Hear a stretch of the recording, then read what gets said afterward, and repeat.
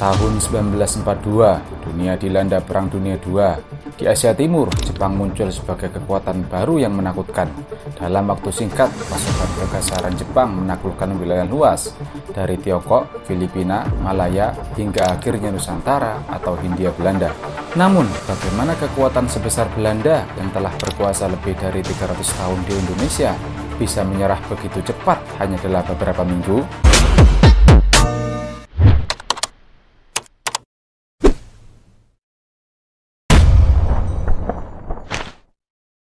Latar belakang global, ambisi Imperium Jepang. Pada awal abad ke-20, Jepang berubah dari negeri feodal tertutup menjadi negara industri dan militer modern. Setelah memenangkan perang melawan Rusia pada 1905, Jepang menunjukkan bahwa bangsa Asia mampu mengalahkan kekuatan Barat. Namun keberhasilan itu menumbuhkan ambisi baru, yaitu membangun Dainippon Teikoku atau Kekaisaran Jepang Raya yang menguasai Asia Timur dan Tenggara. Tujuan utamanya adalah membentuk kemakmuran bersama Asia Timur Raya, sebuah propaganda yang diklaim untuk membebaskan Asia dari penjajahan Barat. Tetapi pada kenyataannya, Jepang juga mengincar sumber daya alam strategis, yaitu terutama minyak, karet, dan timah, yang sangat dibutuhkan untuk mesin perangnya. Sejak 1940, Jepang menghadapi embargo minyak dari Amerika Serikat dan sekutunya. Akibatnya, Jepang menargetkan wilayah kaya minyak seperti Hindia Belanda sebagai sasaran utama. Awal serangan Jepang di Asia Tenggara. Tanggal 7 Desember 1941, Jepang menyerang Pearl Harbor di Hawaii tanpa peringatan. Serangan ini memicu perang besar di Pasifik. Di saat yang sama, Jepang juga melancarkan serangan ke wilayah Asia Tenggara, yaitu Filipina, Malaya, dan Burma. Hanya dalam beberapa minggu, pasukan sekutu di Asia mulai runtuh.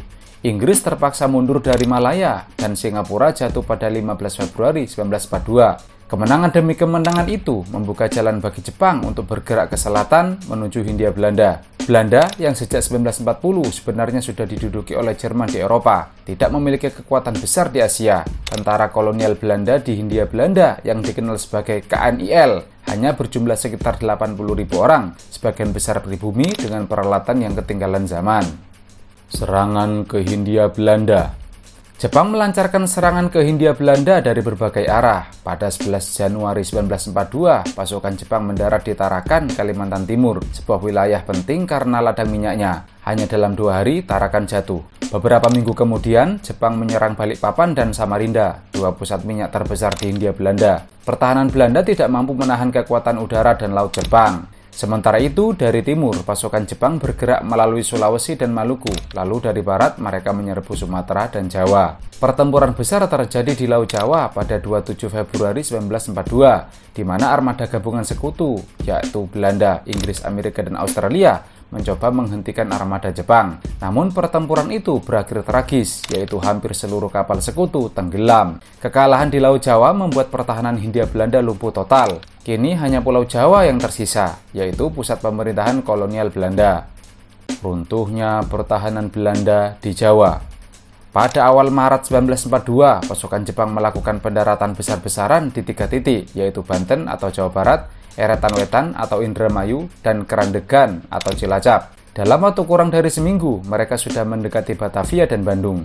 Belanda mencoba bertahan, namun semangat prajurit KNIL mulai goyah. Banyak tentara pribumi menolak bertempur demi pemerintahan kolonial yang telah menindas bangsanya sendiri selama berabad-abad. Akhirnya, pada 8 Maret 1942, Belanda menyerah tanpa syarat kepada Jepang di Kalijati, Subang, Jawa Barat. Serah terima itu dilakukan antara Letnan Jenderal Terporten, Panglima KNIL, dan Letnan Jenderal Hitoshi Himamura, Komandan pasukan Jepang. Dengan penandatanganan itu, berakhirlah kekuasaan Hindia Belanda yang telah berdiri lebih dari 3 abad. Mengapa Belanda mudah kalah?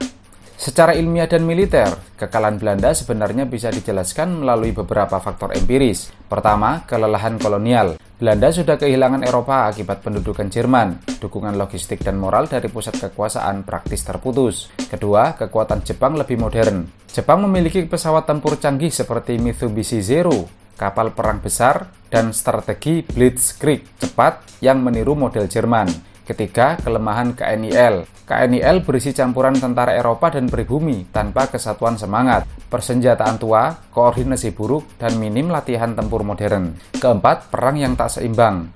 Jepang telah merencanakan operasi dengan detail, menguasai intelijen, dan menyerang secara simultan di banyak titik, membuat Belanda kewalahan. Kelima, faktor politik dan moral. Banyak rakyat Indonesia yang melihat kedatangan Jepang sebagai pembebas Asia dari penjajahan Barat, meskipun kemudian pandangan ini terbukti keliru.